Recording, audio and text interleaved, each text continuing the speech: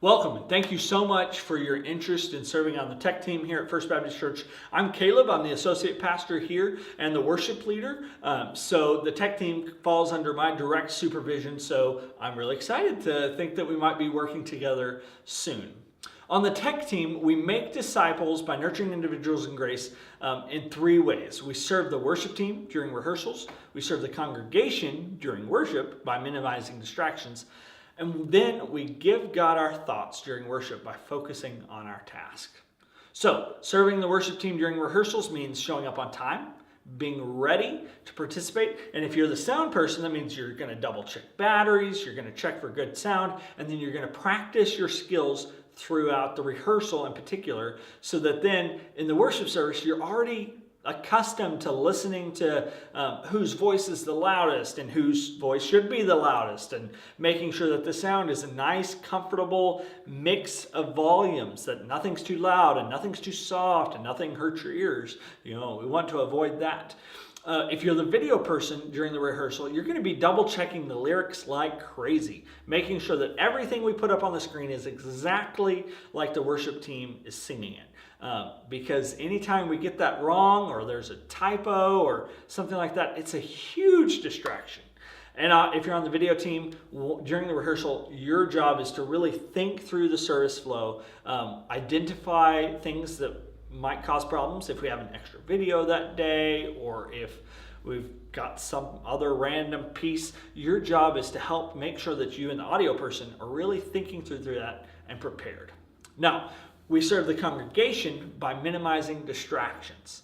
Our goal as a church is to come together to worship God and to give Him our praise, to thank Him for what He's done, to remember how He saved us and how He's blessed us, and to repent of our sin. And yet each of those things is really hard to do if the audio sound starts going, or if the video suddenly starts flashing and the words disappear.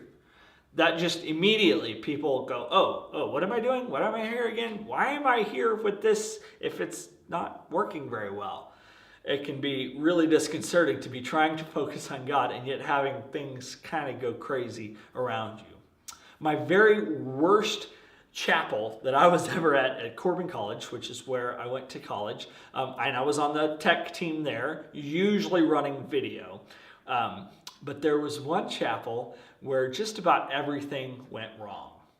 The band was in the middle of playing when the person in charge of our lighting system, and we don't even have a lighting system here at our church, so we don't have to worry about that, but the person in charge of the lighting system that day hit the wrong button, and all the lights in the whole building went out. Everything. Pitch black. While the worship team is singing. It was really bad. Thankfully, our sound guy knew where the button was and knew which one to hit, and he reaches over and he slaps it, and all the lights come back on pretty quickly. Well, we continue going. Everybody looks around. That really distracts everyone. They're wondering, was that on purpose? That was really weird. But then it happens again. All the lights go out again. The worship team's still up there now playing blind. They can't see anything. And our sound guy again reaches over and smacks the button. All the lights turn back on. By this point, the worship team is just so distracted. They're hanging on musically, but they're having a hard time focusing because they never know when the lights are going to go off again, and they can't see their music. They're very confused as to what's happening. And all the people singing just are... They don't know what's going on, and they're kind of getting worried now. Something's going on, and it's kind of crazy. Well, at the end of the worship set, we had one more thing go wrong. The professor in charge of chapel bands walks up on stage, and that's not what he normally did. That was weird. He shouldn't have been going on up there. Right then, we should have had our speaker going up to begin speaking. Well, it turns out the speaker for that day had gotten the times mixed up, and so the speaker showed up an hour later than he should have, and so he was not there right then when he was supposed to be speaking. And so our professor just led the whole chapel in a prayer, and we got done early that day. I don't think we'll probably ever have a day that bad here at First Baptist. Maybe we will. There's always the possibility. But that was pretty bad, and it was really, really distracting. And afterwards, we just gathered around as the tech team and the worship team were like, what's going on?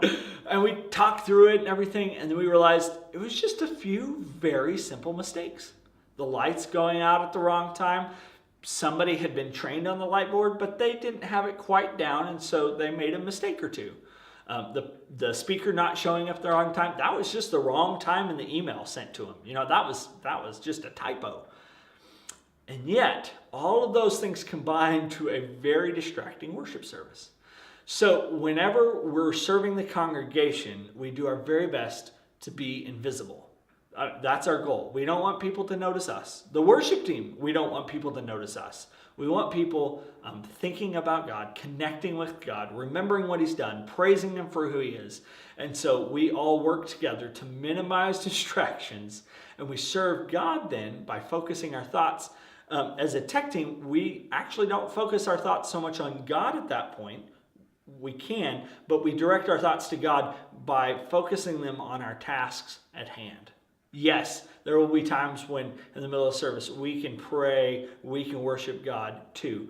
But we've got to remember that in that moment we have a job to do, a job that is actually worship in and of itself. And as we run sound, as we run video, we focus our thoughts on those things. And in so doing, we worship God with our thoughts.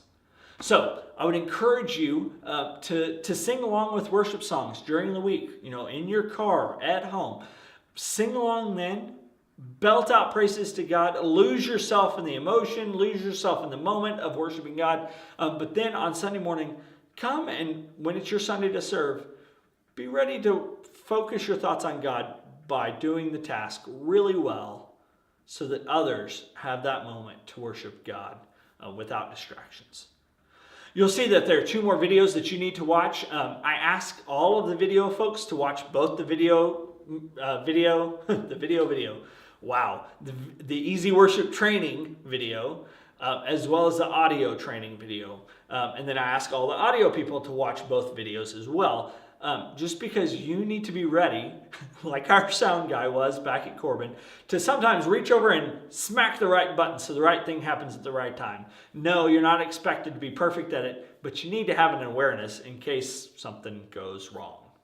So thank you so much. I appreciate the amount of time you're putting into watching these videos and preparing. Be sure to read through the handouts, and I look forward to serving with you as we make disciples by nurturing individuals in grace. Have a great day.